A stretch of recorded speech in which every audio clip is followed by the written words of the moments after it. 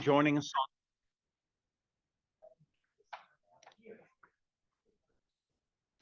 And we don't exactly have a full room yet. I think some people might have thought erroneously that we were following the trend and not meeting this week.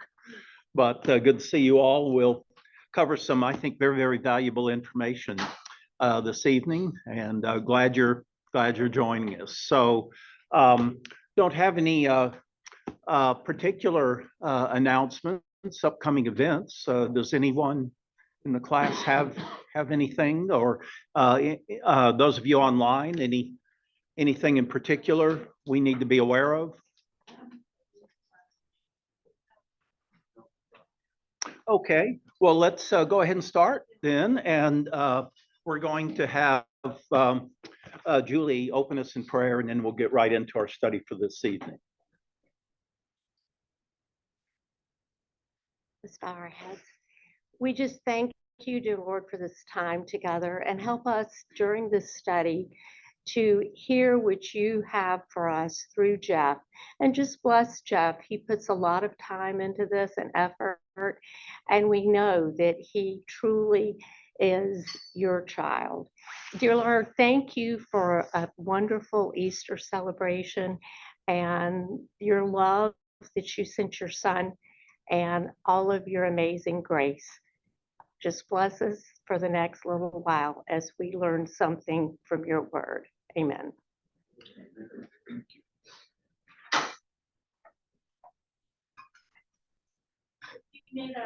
Well, thank you, Julie. And does anyone need a copy of the outline, either part one or part two? If so, I think Dolly has a couple of extra copies of it.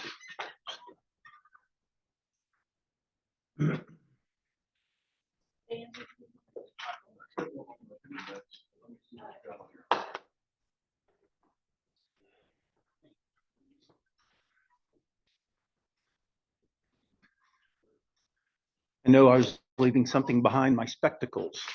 Okay, so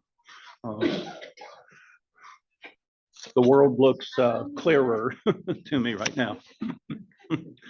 Well, I probably should have mentioned a couple of things actually before Julie's prayer, because I asked if there were any announcements.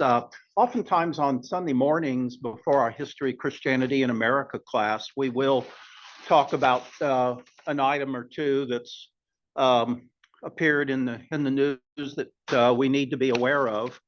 And so there were a couple of things I wanted to share with you just very briefly.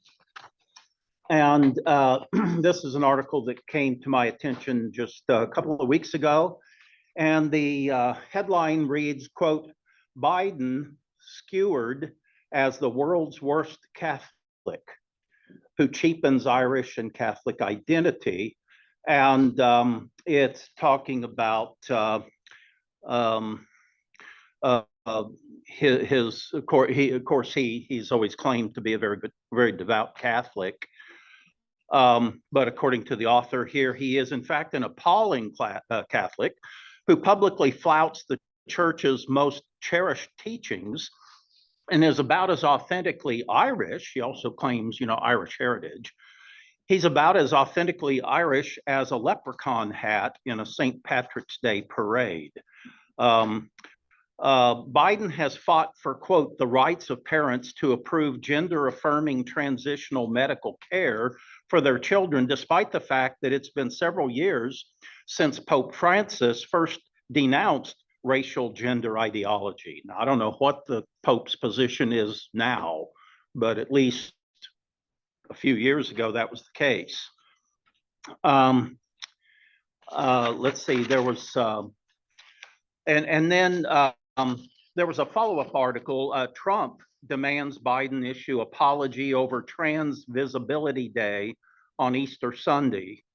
Now, we were watching Fox News, I think several days ago, and Harris Faulkner, one of the show hosts on Fox, made the comment, what if Transgender Day happened to coincide with a major Muslim holiday, do you think it would not have been changed by the Biden administration? Of course it would. But because it interfered with Easter Sunday, of course, they continued to celebrate the day. What an absolute unparalleled disgrace. And then one other article sort of associated with that. This comes from, many of you are familiar with the Babylon Bee, fake news that you can trust, and wonderful website, some very humorous articles and so on. But these people are very committed Christians and very, socially, politically conservative as well. But they also, by the way, have another website called Not the Bee, and it's serious news. So, if you haven't ever checked out Not the Bee, I'd encourage you to do so. But an article on Not the Bee appeared about a week ago, and this comes from Megyn Kelly. And those of you who have watched Fox News for several years, remember she used to be the host of, I think, the 7 p.m. Show on Fox News. And Megyn Kelly has come out saying that, quote, I was part of the problem, as she is apologizing for participating in the trans insanity, as she puts it. Let's see. She goes on to talk about how that, about the victims of transgenderism. Their bodies are left in ruin. Their futures uncertain, their lives full of physical and mental anguish. And she says, quote, I used to approve terms like, for instance, gender affirming care for medicinal gender manipulations, CIS, CIS, to refer to natural born men and women, assigned male at birth, quote, instead of born male. I smiled and listened politely as a guest told me, quote, gender is just a social construct. I wanted to be supportive of those who were suffering. I would use this more evolved language. I didn't see any harm in it. Anyway, she goes on to talk about how that now she's done a total 180 on this issue, thank God.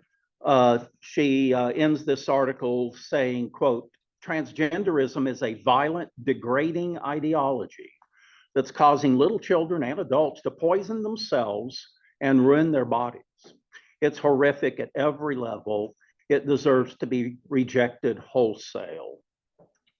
So I don't think that Megyn Kelly has ever identified as a Christian or anything like that, kind of moderately conservative perhaps. But even someone like Megyn Kelly has come to see belatedly the evil in this latest insane leftist agenda issue. So let's, I know we're all in prayer for the upcoming election. We need a drastic change. And I know that the options are not exactly ideal, but this present administration, I think we would all agree, is intentionally, deliberately destroying anything that remains that's good and decent and civil and just and honest and fair in American society. So like the alternative or not, we need to get these people out of office, all of the horrible damage they have done in 3.5 years. So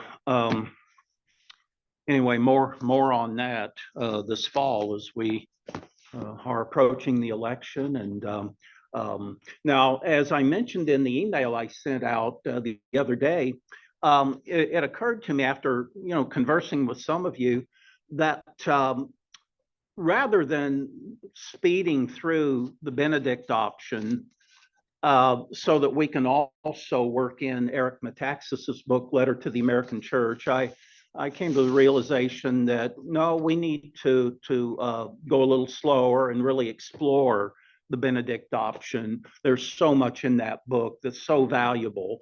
And then we will, as we always do, start our fall Areopagus seminar in August, and we'll spend quality time on Eric Metaxas's book.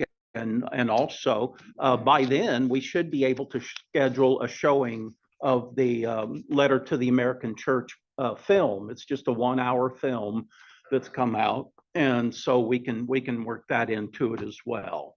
So again, if we start that in August and early September, obviously that's a couple of months before the election, and it'll certainly be very, very relevant to what we're facing in this coming November. So anyway, any thoughts on any of that before we move on and get back to our where we left off the other last week in our study? Anything? All right. Well, let's do just that. Now, I sent out to all of you actually some biographical information on Rod Dreher, and I thought we would take a little bit of time this evening to go through some of that, because a lot of you are not very familiar with his life, his background, and so on.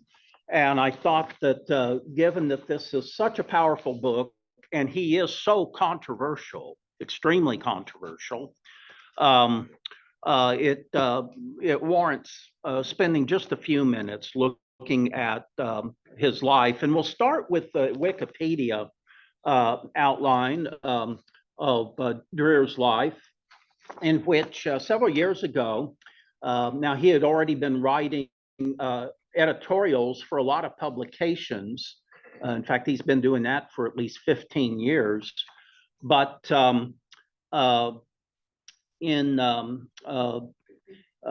about 10 years ago, he began writing full-length books, one of which was called Crunchy Cons. And in that, he defined himself as a, quote, granola conservative, not a corporate, mainstream kind of conservative, but a granola conservative. And he defines people like himself as traditionalist conservatives who believe in environmental conservation. They're not radical extremists, of course, but they believe, as we all should, in environmental conservatism, frugal living, and the preservation of traditional family values, while also expressing skepticism toward aspects of free market capitalism, And I think we touched on this several weeks ago, and that is that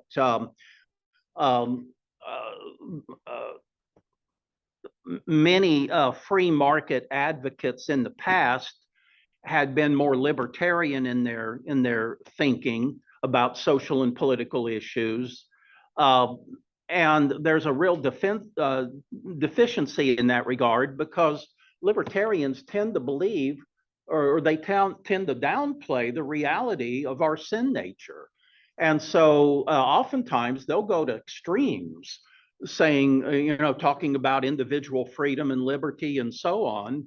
But as our founding fathers understood, liberty and virtue have to be balanced, or else, the system is going to collapse and fail.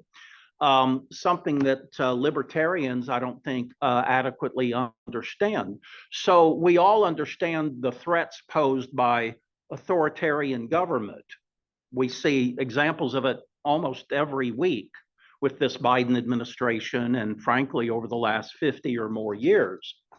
But the other extreme is libertarianism. And Rod Dreher was always very skeptical of libertarians, because, again, it doesn't seem as though they understand the severity and the consequences of those who believe that we should have unrestricted liberty in every area of life, even to the extent of advocating for legalized pornography and drugs and everything else. And I understand that not all libertarians believe in that, but many do. So he was wise in taking exception to all of that. On page 2 of the biographical information that I sent out to you, if you want to follow along, if you have it there in front of you, under the Benedict option from 2015 to 2021, Dreher wrote about what he calls the Benedict option, the idea that Christians who want to preserve their faith should segregate themselves to some degree in our post-Obergefell society. And remember, the Obergefell Supreme Court case was all about sanctioning same-sex marriage. And once that happened, back in 2015, Dreher wrote later, "The culture war is over, we've lost." Well, that's a little too decisive, I think, but it certainly was a harbinger of things to come. And it was a major concession to just blatant open immorality in American society. Dreher goes on to say that Christians should try to form intentional communities. Now, that doesn't necessarily mean that you live communally. Some do, and usually those have not worked out well over time. But by intentional communities, he's talking about Christians who share the same values and priorities in life, intentionally trying to form stronger bonds than just the kind of casual relationships we experience in, the typical church. He got the phrase, the Benedict option, from Alistair McIntyre's 1981 book, After Virtue, great book. When the Benedict option came out, David Brooks of the New York Times described the book as the most discussed and most important religious book of the decade. He's probably correct about that. The Archbishop of Canterbury at the time, Rowan Williams, was a fierce opponent of the Benedict option, but of course the Church of England in general is extremely theologically and socially and politically liberal. So it's not surprising that the Archbishop of Canterbury would have condemned the book. Russell Moore, several years ago, president of the Ethics and Religious Liberty Commission of the Southern Baptist Convention, described Dreher's book as, quote, brilliant, prophetic, and wise. And while others have claimed that it's tantamount to, quote, spiritual pornography. So again, a very controversial book that's elicited, praise and outright condemnation. Let's see, the article goes on to talk about how that he has moved to Hungary, as we've mentioned. He believes that the current president there in Hungary is one of the few non-socialists in the world. And of course, you know more about Dreher's story with some of the other articles I sent out to the effect that his wife had filed for divorce about 3 years ago. So with that, he left Louisiana. They lived for many years outside of Baton Rouge. He left and moved to Hungary. At the bottom of that page, Rod Dreher holds to what he describes as biblical Christian teaching on sexuality and gender, including on the sinfulness of same-sex sexual relations and the naturalness of male-female differences. Page 3 talks about his views on race and immigration and so on, and his views on international affairs. We'll skip over that. On page 4, though, again, if you're following along, several lines down, he believes that it's important for people to keep and defend their own traditions and ways of life. That entails controlling immigration and talking about America's open borders and so on, which of course he's been very critical of. Next paragraph, in 2021, Rod Dreher invited Tucker Carlson. Many of you are familiar with him, used to have a show, of course, on Fox News, whom Dreher calls the most important conservative figure in America, referring to Tucker Carlson. Next paragraph. Let's see. A quote from J.D. Vance. Many of you might have encountered his book, Hillbilly Elegy, kind of a autobiography that he wrote. Of course, he was elected to the U.S. Senate, I guess, 2 years ago from Ohio. And seeing what J.D. Vance is saying and what Ron DeSantis is actually doing in Florida, has there ever been a better governor in American history? I don't know of one. The concept of American conservatism makes sense, and so on. A couple of other things I just wanted to cite briefly before we move on. Personal life on page 5 there. Dreher married Julie Harris Dreher in 1997. He announced publicly through his blog the couple had begun the divorce process in April of 2022, 2 years ago. The couple had 3 children together. Dreher lived in East Baton Rouge, Louisiana. Raised a Methodist, he converted to Roman Catholicism in 1993 and subsequently wrote widely in the Catholic press. He was also covering the Catholic Church's sex abuse scandal starting in 2001, which led him to question his Catholicism. And in 2006, he announced his conversion to Eastern Orthodoxy. He was so thoroughly disillusioned by the lack of proactive response on the part of Catholic officials to all the sex abuse scandals that he decided he could no longer be in good conscience a Roman Catholic and converted to Eastern Orthodoxy. By the way, let me just ask you, now, again, he was raised as a Methodist, but that was just kind of, a nominal relationship that he had with the Methodist Church growing up. Why do you think when he left Catholicism, he didn't go back into Protestantism? Any thoughts on that? Some of you know a little bit about his background and so on. Any ideas? Those of you online, any thoughts on that? Why did he not, convert to Protestantism? I think he might, the traditions and the physical parts involved a whole person and the more structure. I don't think he's probably Yeah. the tradition, the somberness, all of that.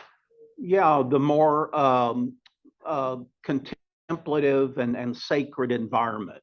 Now, obviously, when it comes to theology, there's an awful lot there that we can debate and criticize. But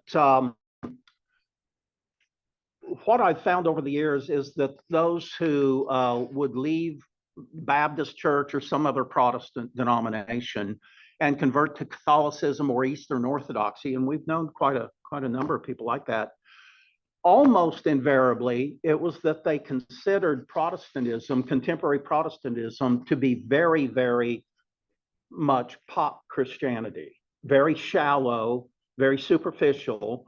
Going into some, not all, but some of these Orthodox churches or Catholic churches, people enter in reverence, and they're there presumably to worship, seriously. Most Protestant churches, any denomination, it's there's so much chatter and chit chat, and a lot of the quote worship services have been turned into pop music, performances, and I think that is a great turnoff to a lot of people, and so it's something to take seriously. I wish people who organized worship services and all understood that and took that seriously. So Jeffrey, you said that they worship seriously. Yeah, I'd say in some, yeah, at least the tradition. who don't worship seriously? Well, just the opportunity for serious reflection and contemplation and meditation in worship, which is almost totally non-existent No, in there is no Protestant focus churches. of prayer of that. Yeah, a lot of the traditional rituals, of course, are eliminated, and there's just again, oftentimes, and of course, every church is different, but a lot of times it looks like it's basically just set up to be an entertainment extravaganza with some light teaching, preaching, and so on. I think one of the best liturgies, because every church has a liturgy. Yeah, It's just a for question- better or for worse. Right. Yes, And, I measure the quality of it by the glory of praise to God. yes. The Book of Common Prayer is perhaps the best English liturgy out there. Thomas Crowner, I think, lost his head over it. So, but it is truly a procession to Christ, to the throne room of God. Yes. And that really, to me, is one of the ways one can measure, your sense of holiness that you get out of a service. Yeah, a sense of holiness. That's a good way of describing this. And we live in such an overstimulating society and culture that is so distracting. And do we need more of that when we come to church? I think. Yes. On the flip side, family. my father used to play the organ in the Catholic Church, Uh-huh. and he always wondered why Catholics would never sing. And in fact, there was a book written about that called "Why Catholics," it was either "Why Catholics Don't Sing" or "How Come Catholics Don't Sing." They don't even participate in part of the worship. Well, perhaps he didn't play the organ well. No, I'm kidding. I'm joking, obviously. I did notice the last time, I think this last time we ever attended a Roman Catholic church, we were in Hawaii, and we couldn't see any other church around that was within range. So we went to Catholic church. You know what they started their service with? "A Mighty Fortress Is Our God" by Martin Luther. And it was beautiful. And I was just stunned.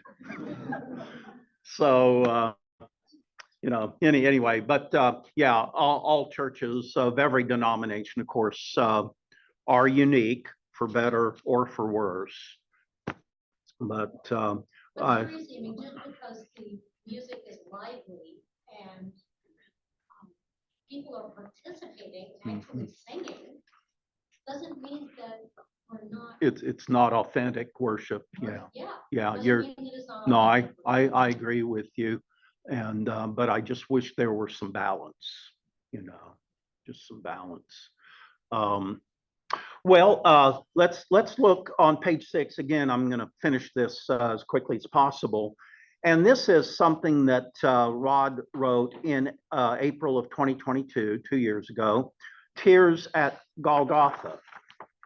And he notes here, "I received an email from his wife or former wife, Julie, on Saturday, the day before I left for Jerusalem, giving me some news that occasions this statement, the text of which has been approved by my wife." So he doesn't share this until she gives him permission to do so.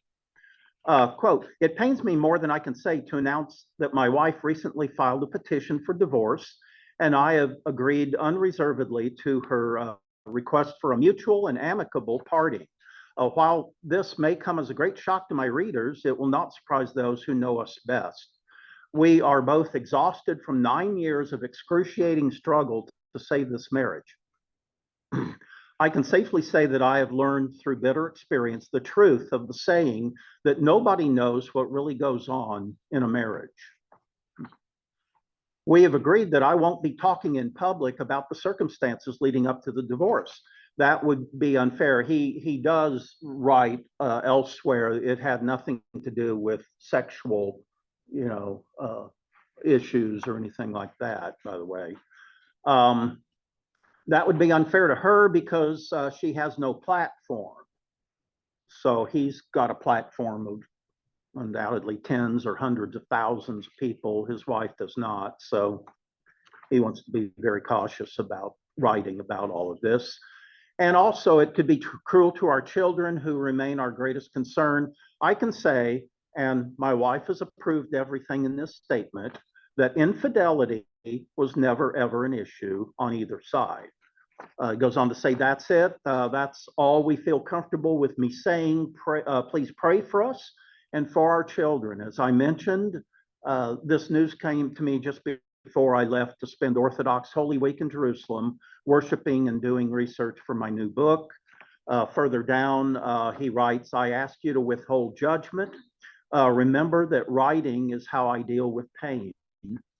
And the last paragraph there, I know there will be countless people who will be delighted to learn of my suffering. Well, that's a gross understatement.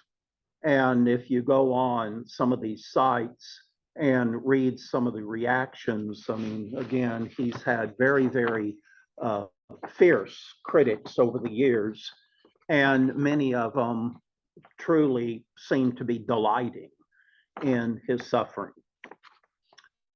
I can't do anything about that, he says, and besides, nothing they say can be worse than the fact of all of this. All I can do is pray that they never have to endure what my wife and I have endured and are presently enduring.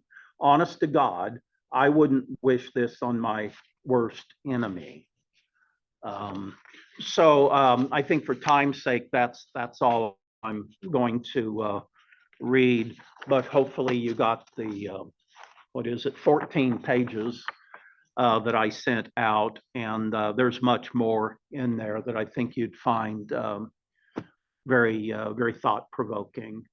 So the Benedict option has certainly been one of the great books of the last 10 or 15 or 20 years, and it's had a great impact on so many people. It's also been viciously criticized and misrepresented, I might add, by many of his critics as well.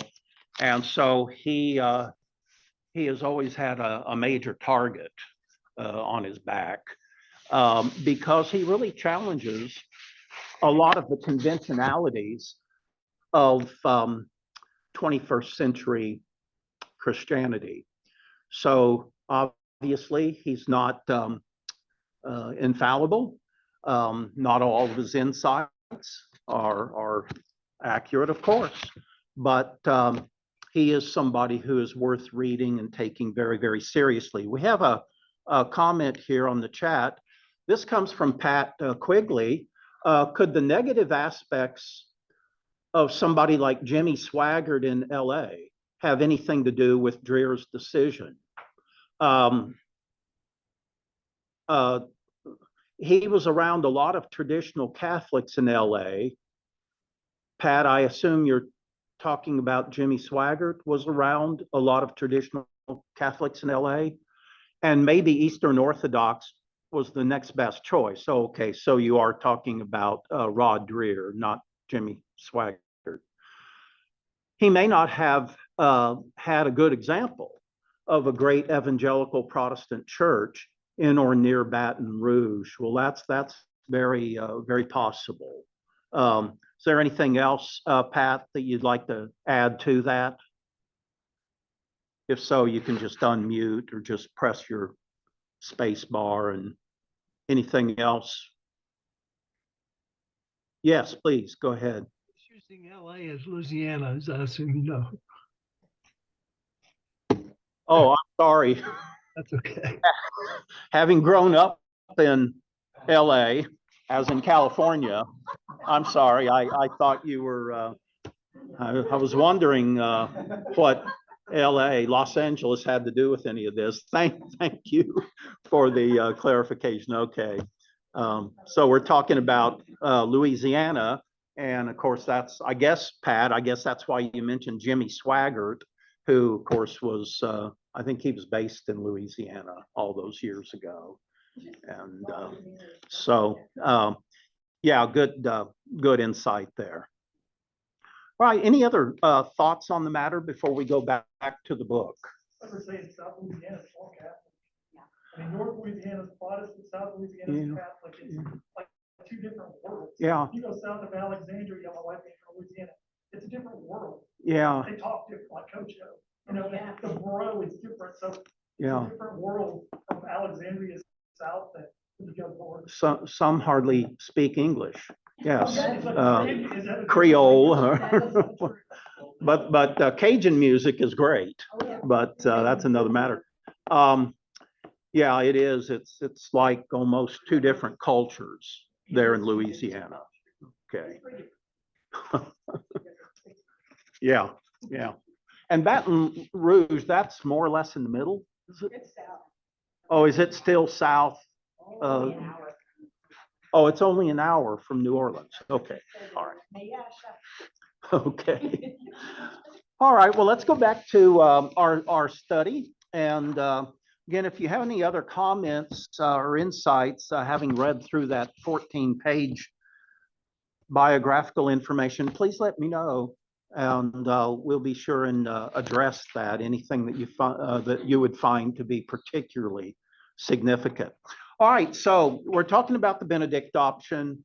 We had talked 3 weeks ago about a review and critique, basically an essential preface that I had written, in which I posed 3 issues. And that is, when it comes to controversial social, cultural, political, and spiritual issues here in America today, there's 3 issues that we need to be clear about, or else we really cannot have a productive conversation with another person if we disagree on these 3 issues.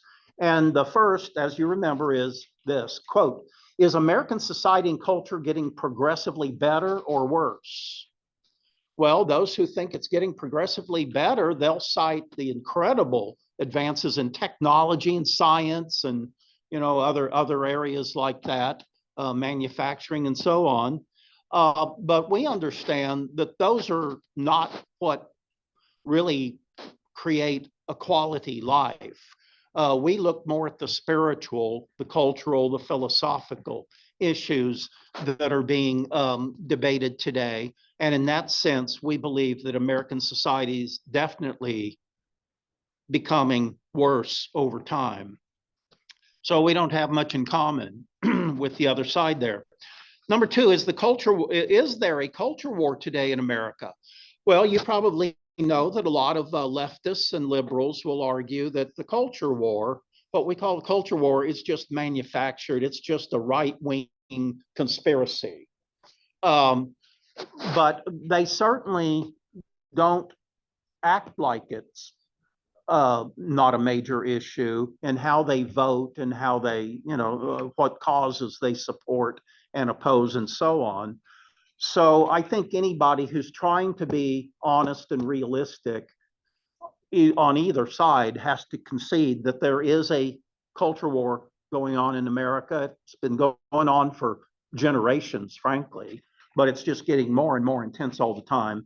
And then number 3 is authentic Christianity countercultural, and we've made that case, I think, probably quite adequately.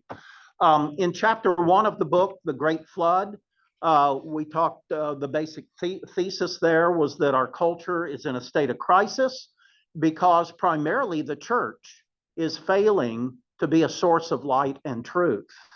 To have influence in our society and culture, we must first save ourselves. Basically, I'm not sure that's a direct quote from Dreher, but he's talking about that if we're part of the problem, if we're part of the world system, then obviously we're not going to be a source of light and truth and salt in society. We need to recover and practice radical Christian discipleship. And of course, taking that a step or 2 or 3 beyond, that's what exposes Rod Dreher as being such a controversial character today, because frankly, most professing Christians just are very, very uneasy, if not outright opposed to that idea of radical Christian discipleship. And again, we said that term radical needs to be understood in its true sense. The root word is radix or radix. It's a Latin word which means the root part of a system. And so radical Christianity would be getting back to the root of the Christian faith, not how it's often been expressed in history and so on. So by being radical Christians, we're not talking about being outrageous and or anything like that, or fanatical or whatever. The problem and the solution, Rod Dreher writes, we Christians in the West are facing our own 1,000-year flood. The light of Christianity is flickering out all over the West. There was an article that came out just a week or so ago in the news about how the largest growing religious population in America are who? Nuns. Nuns, as in N-O-N-E-S, not N-U-N-S. But big difference between the two. Yeah, people who don't identify with any religion, and they're the fastest growing segment. Dreher writes, we've lost on every front, and the swift and relentless currents of secularism have overwhelmed our flimsy barriers. The culture has turned powerfully against traditional Christians. And he cites again the Obergefell decision by the Supreme Court back in 2015 as a good example of how radically anti-Christian, anti-biblical American society and culture has become. Also in that chapter, he talked about moralistic therapeutic deism, idea there being that the purpose in life is to be as happy as possible and to feel good about ourselves. And we understand that that's very subjective. It's also very self-centered rather than theocentered, God-centered. But I think he makes a good point. Our calling, he says, is that we need to develop strong, cohesive communities, either formally or informally, because we all need help. This is a very destructive and evil society and culture, and we need to take that very, very seriously. His example is Benedict of Nursia, who lived in the late 5th century into the early 6th century, founder of, following the fall of Rome, he founded a monastic community of believers and was also instrumental in founding the monastery outside of Rome, Monte Cassino, a monastery that was totally obliterated during World War II when the Nazis used it as basically a fort, and it had to be bombed into rubble. Says we live in a society in which moral barbarism is prevailing. And so chapter 1. Chapter 2, the roots of the crisis. Over the past 600 years, he says, there have been 5 landmark events that have transformed our culture from one that was at least superficially God-centered into a very secular culture. And he talks about, he traces it from the 14th century on into the 20th century. We talked a bit last week, I believe it was, about point number 2, the Renaissance and Reformation. Renaissance, a celebration of humanity, human potential, and the humanities, literature and the arts and so on. And I drew a distinction between what has traditionally been called Christian humanism, which is a celebration of human accomplishments in the arts and music and literature and so on, based on the fact that we've been created in the image of God. And so we've been endowed with a creative nature and the ability to think and use our minds effectively and so on. So we draw a differentiation between Christian humanism and how the word is typically used today, and that is secular humanism, which is an absolutely antithetical mindset to a Christian belief system. In that section, he talks about also the Protestant Reformation, which fractured, he says, the unity in Western civilization.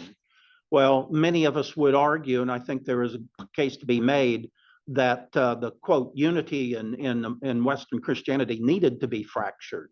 It had grown very, very apostate and corrupt in many areas. And the central issue that drove the Protestant Reformation, as I'm sure you well known, is the issue of ultimate authority. And the Protestants would argue for sola scriptura, that the Bible alone should be our template for what we believe, how we live our lives. The Roman Catholic view would be the Bible and church tradition. But see, church tradition is never set and settled. So it changes all the time. And so even though they'll argue that scripture and tradition are on an even level of authority, actually in reality, it doesn't work like that, because church tradition is what typically prevails. Dan, did you have a comment? I was just going to spend 12 seconds noting that Dreer is now part of Eastern Orthodoxy, which split with Rome even earlier and regards Rome as heretical. So. Yes. And both of those traditions, what we generically refer to as Eastern Orthodoxy and Roman Catholic, they both claim to be the one true church, the original church. And they both claim that their heritage comes out of the New Testament, the book of Acts, and early Christianity. So that's been an ongoing debate between those two traditions.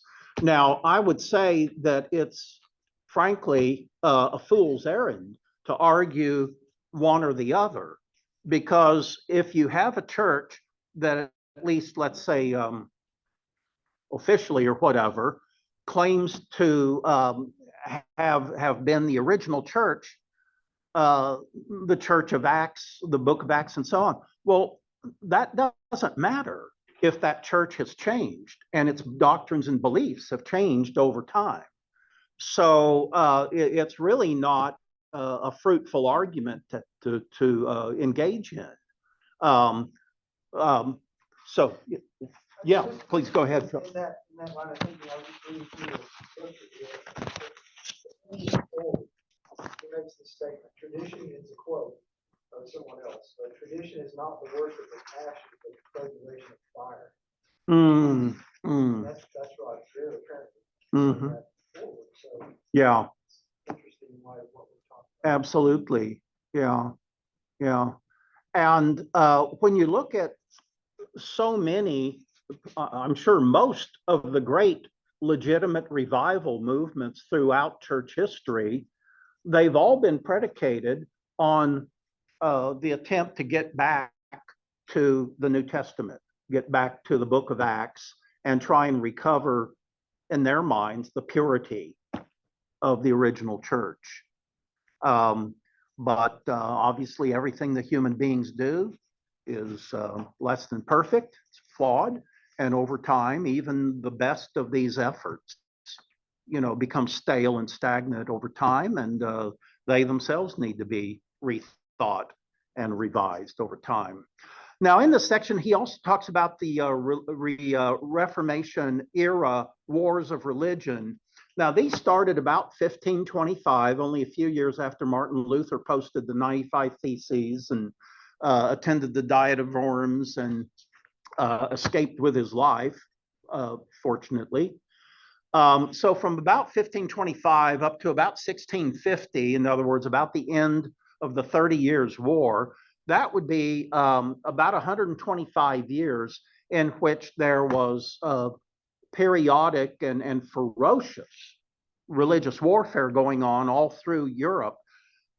Simplistically, we think of it as the Protestants versus the Catholics, but it was far more politicized and it was far more complicated than just that. But anyway, these wars of religion, as they're referred to, did so much to discredit Christianity and pave the way for secularization in Europe. In other words, millions of people were killed in these wars over that 125-year period. And as I mentioned last week, all these wars were fought in the name of Christ. They were not fought in the spirit of Christ, though. But nonetheless, you can imagine the negative impact these wars had, all the persecution and everything that was going on during this period. And so obviously, Christianity in Europe is going to suffer the consequences of that. Then we transition into what many people thought was a corrective to all of that religious fanaticism, and that is the emerging Enlightenment period. And that was characterized by the scientific revolution, and then also an intellectual movement that generally we refer to as the Enlightenment. And the Enlightenment was basically, you could boil it down to this. All right, millions of people have been killed in recent generations in all this religious warfare and squabbling. Let's just agree that there's a God and we need to acknowledge God. But let's stop all this fighting and killing and persecution and whatever over specific religious issues. And so that's going to lead us into the realm of deism later. That'll be Unitarian Universalism. And you can see where that naturally would follow. Again, Christianity had so discredited itself from 1525 to 1650 during that century and a quarter. And so many people were saying, look, religion, getting too serious about religion is dangerous. And besides, nobody seems to have the right answers to all these issues. So let's just reduce Christianity or European religion down to its lowest common denominator. And that is that, there's a God who created us and loves us and takes care of us. And Jesus Christ, well, whether he was divine and the savior of humanity or not, he was one of the most admirable people in all of human history. So let's just all agree on that and go from there. So that's a lot of what is driving the Enlightenment. And by the way, having been made in the image of God, that means that we were created with a rational mind if we'll use it.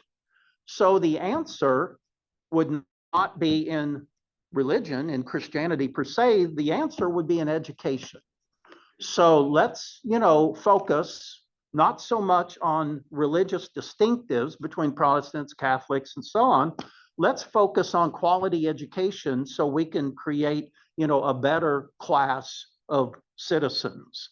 So they take rationality, which is to be honored and celebrated, but they turn rationality into rationalism. And the idea there is that, the Bible's interesting and there's some interesting stories and truth in the Bible, but we don't really need it that much because we've been created in the image of God with a mind. So let's use our mind and our divinely granted, reason, and we can get through life just fine. And then we won't get entangled in all these, religious disputes and all that's been going on. So they turn it into rationalism, and that's the Enlightenment. And of course, it's a major influence on the founding of America. There was also, of course, of biblical Christian influence that went into the founding of America, but we can't deny the influence of the Enlightenment as well. You transition now into the 19th century, the 1800s, and a lot of the elite in America and Great Britain and so on are thinking that rationalism is too sterile and programmed and so on. Being created in the image of God, we need to be free, and we need to think for ourselves and not be bound by what some people and some education systems define as reason. So this gives rise to the Romantic movement, which came on strong in the 1820s, 30s, 40s, and so on. And it was basically a rebellion against social conformity and against Enlightenment rationalism. And so you had these romantics, a lot of them were intellectuals or, pseudo-intellectuals, artists, poets, and so on. And they're celebrating individualism. They're a unique individual, and they are very proud of that. And they want as much personal freedom as possible. And so this gives rise to a lot of the literature of that period in American history and so on. And it feeds into what's becoming a more and more secularized American society and culture. Now that takes us into the fifth realm, of which Rod Dreher talks about in this chapter, the triumph of Eros. And he talks about how that as we enter into the 20th century, major cataclysmic wars, which we know all oftentimes function as major watersheds in human history, we have to deal with the two greatest wars in all of human history and the results, the social results of those and cultural results of those wars as well, and how society, politics, and culture changed drastically oftentimes after enormous wars like that. Well, think about the American Civil War. And American history changed a lot after the American Civil War. And then we go into World War I, World War II. It had the same impact on Europe as it had here in America, or probably even more so. Dan? I was just going to say, speaking of the temptation to deism in the Enlightenment period, Joseph Bonham, a Catholic commentator, quotes Marianne Clinton, I guess is the original quoter. There was a guy named John Humphrey, who was the Canadian law professor who prepared the initial staff report for the Universal Declaration of Human Rights at the UN, right? And he said in his diary, like when he ended the day or whatever, maybe something he came home and told his wife, that they had achieved, quote, something like the Christian morality without the Tommy rod. By which, of course, he meant miracles and Sure. resurrections and all Sure. these sorts of things that we believe in, Yeah, yeah.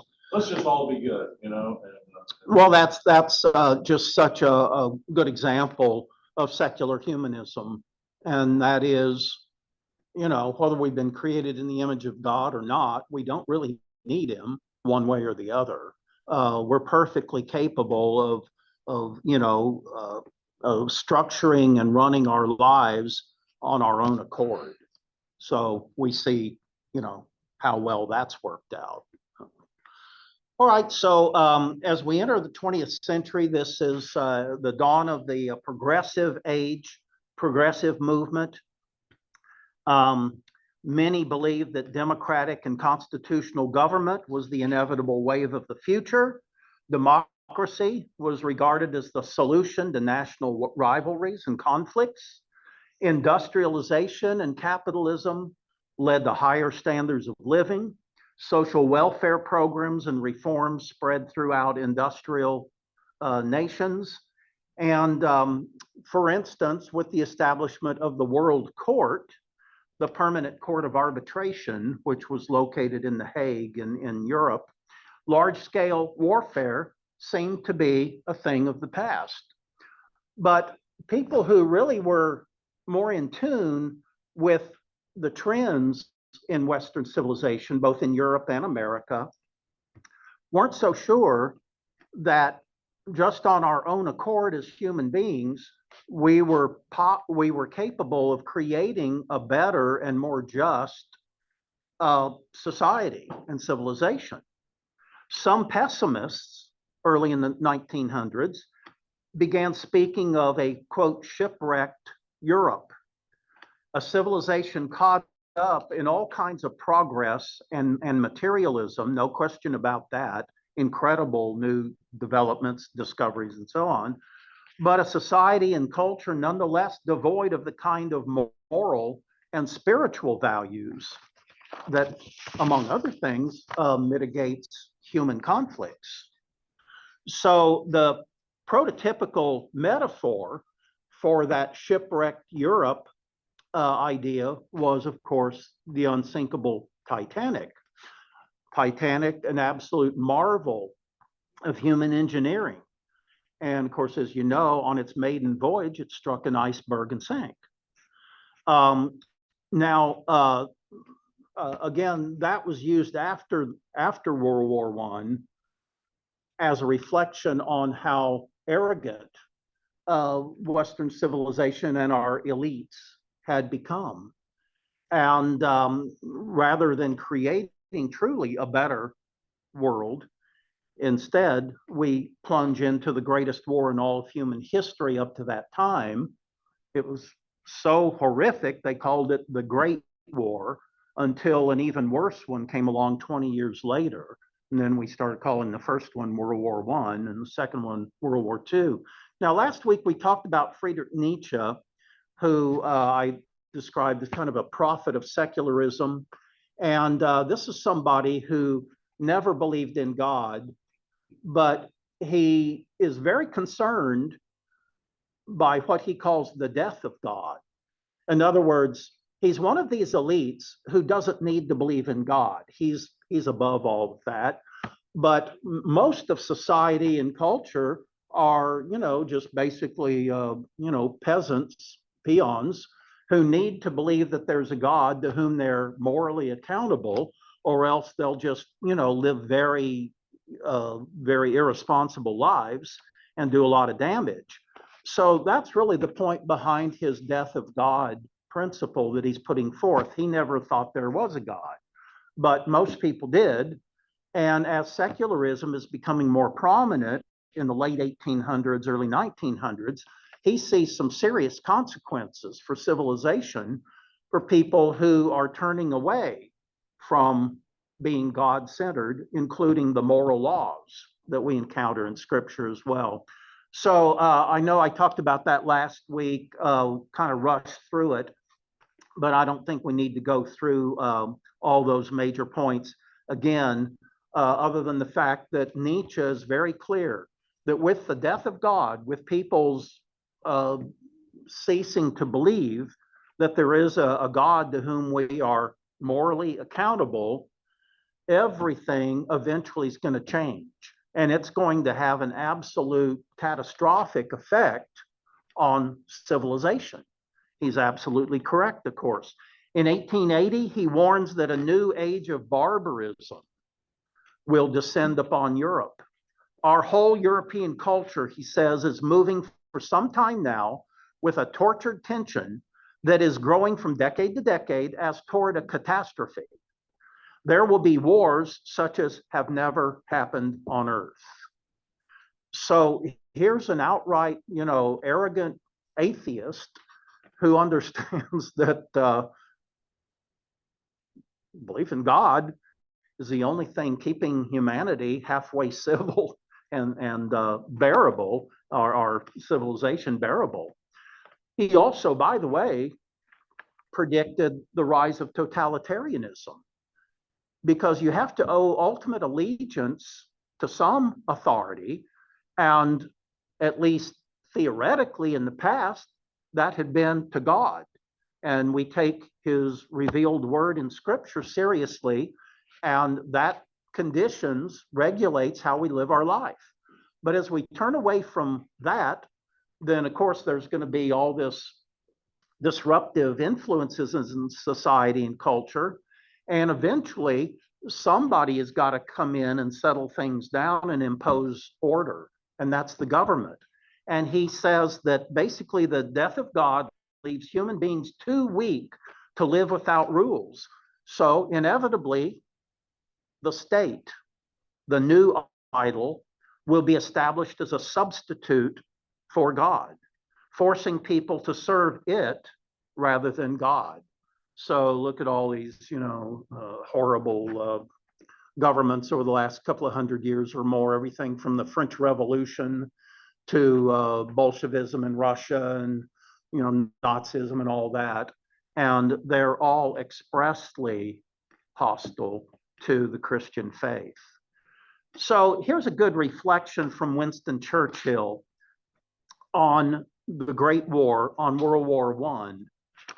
He said it was the product of insanity and cynicism, and this is how Churchill put it.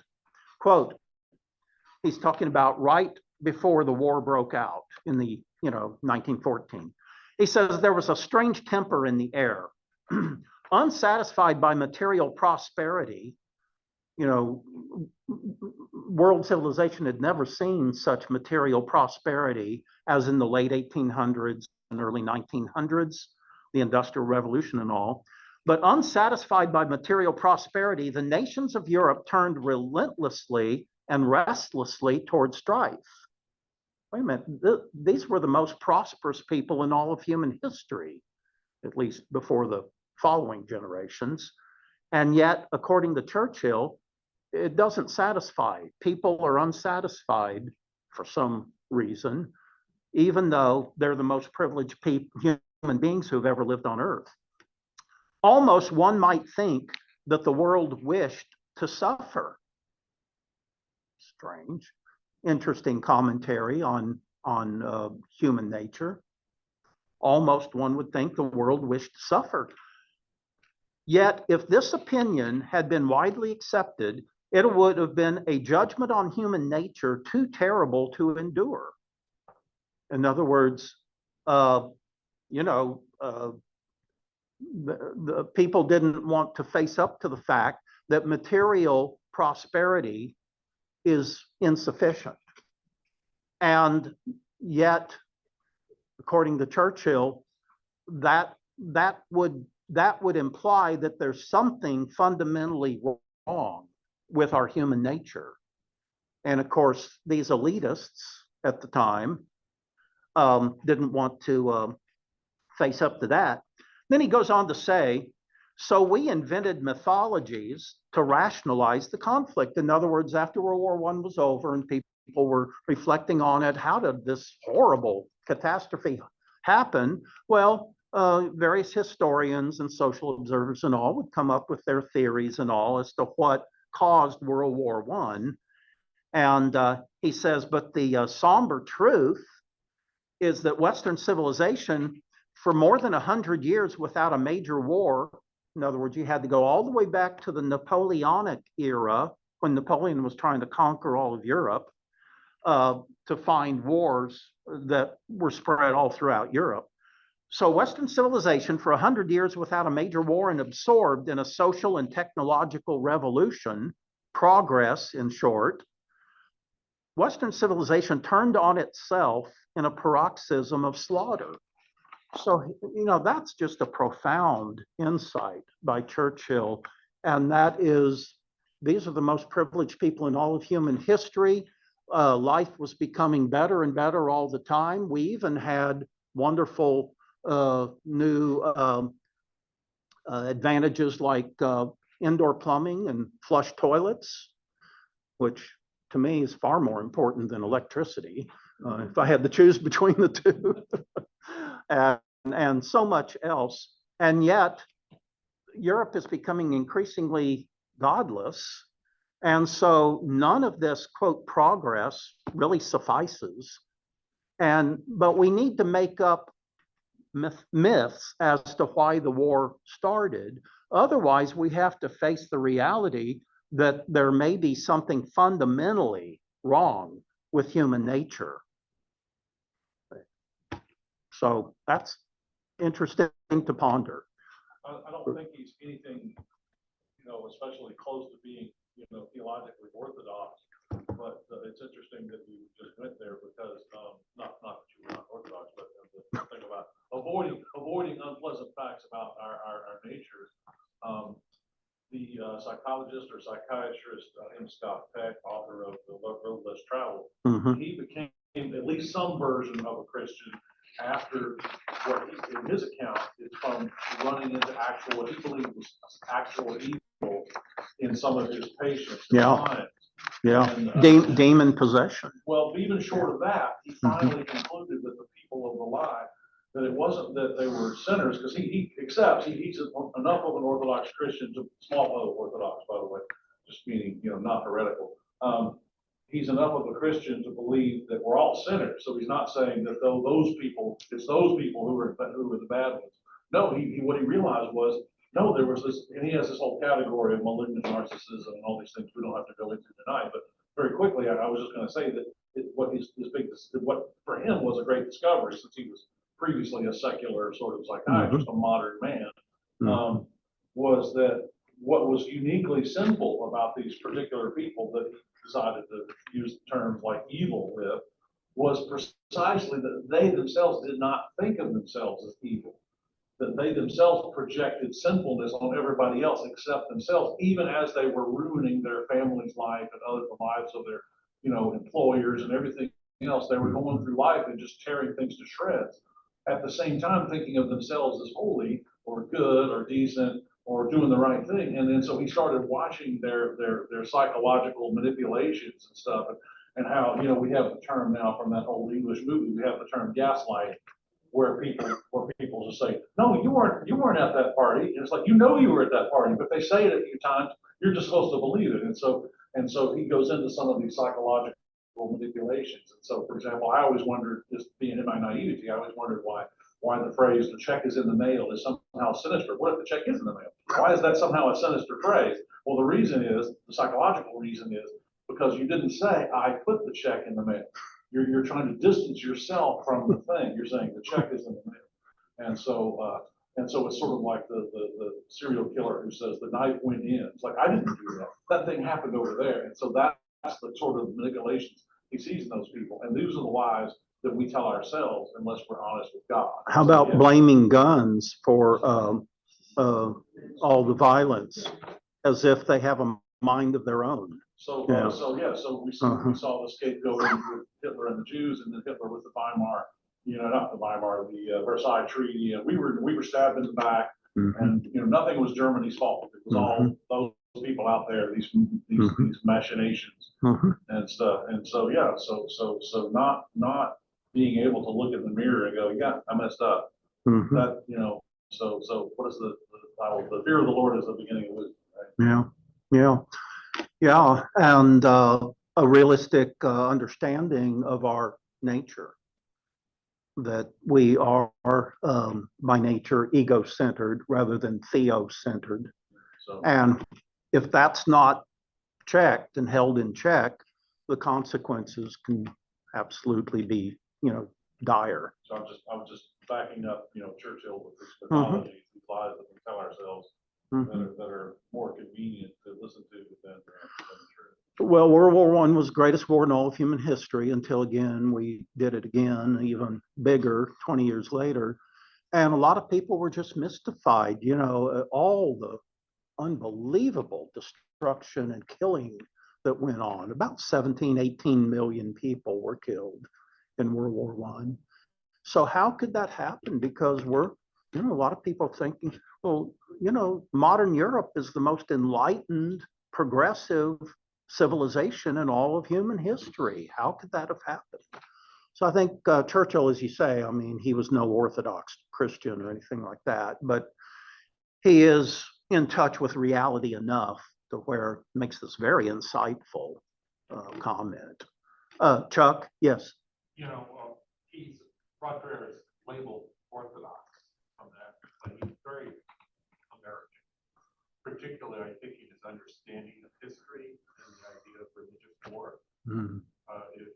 If he were, shall we say, Orthodox from a European perspective, he would understand that those religious wars, with the exception of perhaps the ones between Luther and the Anabaptists in Switzerland, were wars of empires. And that empires use religion as a way as an instrumentality to take a number of disparate nations and actually put them under one unified religion. And so you have the Holy Roman Empire, which lasted as from the Habsburgs from 1200 up to the beginning of World War One. World, yeah. That's And right. so you see that the usage, or what I'll call the instrumentality of religion, is used by empires all the time. Yeah. And you look at what happened in the French Revolution about replacing, making your, well, let me say it this way. It was very anti-Catholic movement because the Mhm. empire was Catholic. Mhm. And they took over Catholic churches. They reclaimed their properties because they viewed the Catholics as an exterior force. Mhm. Nuns were not allowed to teach. Mhm. We have that famous case here in the U.S., the Trinity versus the U.S. I think it's Trinity versus U.S. Trinity Church versus, I think it's the U.S. Yeah. I've mentioned it before, but that was over a Catholic being brought here to, I think, to be a priest. or a teacher. Okay. Okay. So you see that understanding, and that's chiefly different than saying that religion is the cause of all war. Right. Yeah. And that's what the people who are building empires would like you to believe, and that they are the solution. Yeah, and usually when I teach on the Reformation, I clarify all that. They're called, religious wars, and religion was a factor. But like all wars in human history, they were mostly political and social and economic and so on. But religion was a factor. Especially the civil wars of the UK, which obviously Mhm. aren't really his cup of tea, part of the fight. Yeah, yeah, Yeah. That was all about power control. yeah. So it just human beings acting out their worst impulses, as has always been the case. One more quote here on the First World War. The Pope at the time, Benedict XV, wrote that this war is the suicide of Europe. And in retrospect, I mean, that's more correct than incorrect when you think about it. It was certainly the suicide of when it comes to traditional religious influences in Europe. And then, of course, again, it just leads right into the next war, which is even worse. Roger Eyre puts it this way. He says the mass savagery of World War I, 4 years of grinding combat that consumed the lives of some 17 million people, shattered European ideals and dealt a mortal blow to what remained of Christendom. Now, again, Christendom is not to be confused with true Christianity. Christendom is really just kind of a superficial, quasi-Christian, cultural influences. But nonetheless, he goes on to say the war's aftermath accelerated the abandonment of traditional sources of cultural authority. I mean, after this war, what sources of cultural authority were left? Europe was becoming increasingly secularized. People had lost faith and confidence in all these governments who just blindly and foolishly stumbled into this war. It goes on to say Western civilization had been abandoning Christianity for some time, but it still had a sense of progress and purpose to unify it and give its people direction and order to their lives. But none of that progress, none of that scientific and technological and economic and political or social progress prevented Europe from turning itself into a charnel house. Western man had lost God, and with that, a sense that there was a higher authority to give life ultimate meaning. And then who do we have, coming on the scene around the, actually a little before the war, but certainly thereafter and all, to just further confuse reality? Well, Sigmund Freud. And under his influence, and it was he's not so notable today, but back then he was one of the leading thinkers, so to speak, in the world at the time. And with Sigmund Freud, well, the answer to life's problems and tensions is, of course, self-fulfillment. And so you can imagine, and part of that self-fulfillment, of course, is of course abandoning traditional sexual morality, among other things. So Dreher puts it this way in terms of the 1960s, quote, "The 60s were a decade in which psychological man came fully into his own." So in other words, now, we're transitioning into a phase in which, frankly, all that really matters is me and my self-fulfillment. He goes on to say, in 1966, the sociologist and cultural critic Philip Rieff predicted that the West, amid unprecedented liberty and prosperity, this is 1966, was going through a profound cultural revolution. It had spiritualized desire and embraced a secular gospel of self-fulfillment. So no longer is our life conditioned by how can we please and serve and honor God. It's all about, do your own thing, basically. As Rieff wrote in his great book, The Triumph of the Therapeutic, quote, "Religious man was born to be saved. Psychological man, though, is born to be pleased." In other words, the Judeo-Christian culture of the West was dying because it no longer deeply believed in Christian sacred order. For the first time in history, the West was attempting to build a culture on the absence of belief in a higher moral order. I mean, gee, you can even go back to ancient history in Rome and Greece, Athens, and so on. I mean, they thought that there were gods to whom they were morally accountable. That's just standardized paganism. For the first time, maybe in all of human civilization, we've tried to kill off all the gods, including the one true God. And so now it's just purely human-centered, humanistic. By the 1970s, the sexual revolution had become mainstream and was not just, being tolerated, but absolutely celebrated.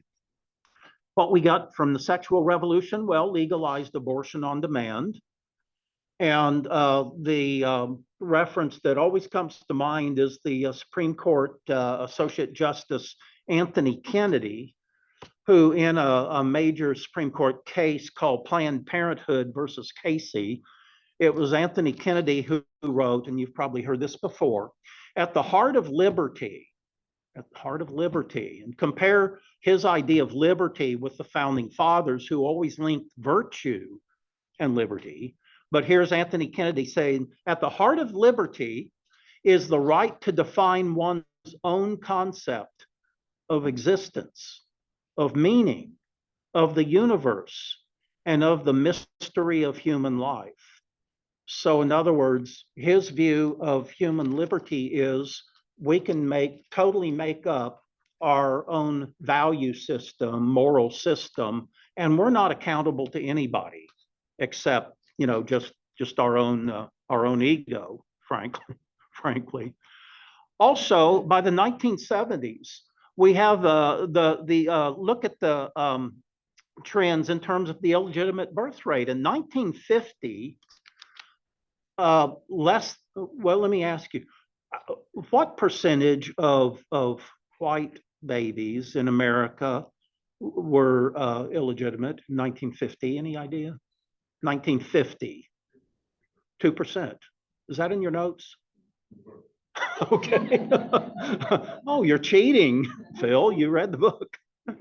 What was the illegitimate birth rate for Blacks in America in 1950? It was under 10%. By 2015, a few years ago, it had risen to 30% for whites. So it goes from 2 to 30 in 65 years. and for blacks, over 70%. So from 10 to 70% for blacks. And the ultimate manifestation, as Dreher terms it, the romantic ideal of the self-created man, the man who can chart his own course in life without any need for God, divine interference. The romantic ideal of the self-created man finds its fulfillment in the newest vanguards of the sexual revolution, which is, of course, the transgender movement. They refuse to be bound by biology. So what's so ironic about all of this, of course, is that a lot of these trends going back 3 centuries ago were based on people's concept of science. It's not the Bible, it's not theology that should be our ultimate guiding light. No, it's science, according to these people. And yet, look at where that's taken them, to the point where now they're celebrating, transgenderism, which is totally antithetical to science and the realities of biology. So when I wrote the book called The Case for Christian Apologetics, the main issue that I focused on in that book was the problem of rationalizing the reality of truth. In other words, is there a central truth to which corresponds to reality, to which we're accountable, or is everything relative? And so you can see today that relativism totally prevails, and people don't believe that there's any such thing as true truth anymore.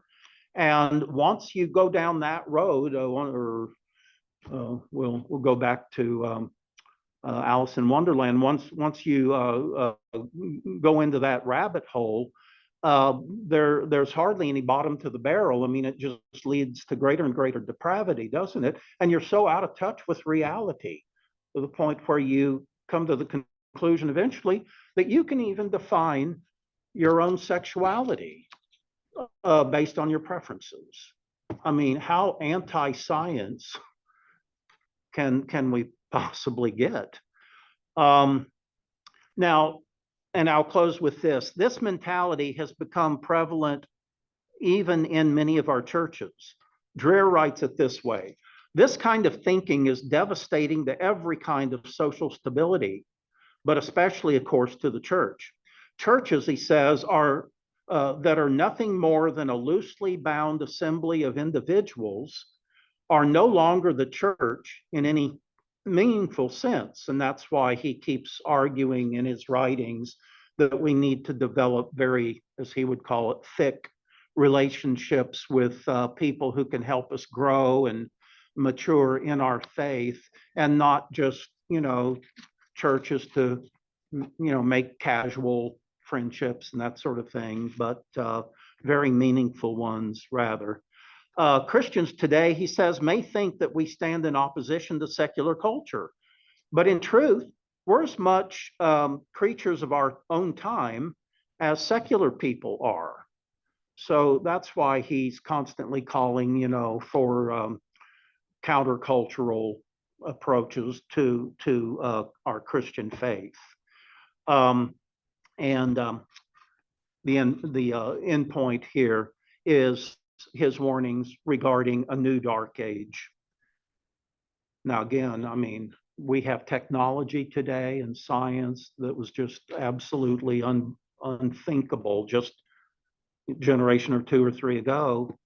But when it comes to things that matter, things related to your soul, I think he's absolutely correct. We're entering a new dark age in human history, at least Western human history.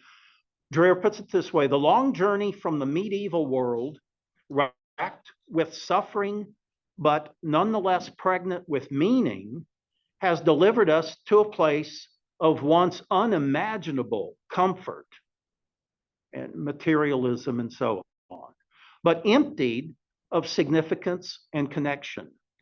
Unless, he says, unless we find that again, there is no hope of halting our dissolution.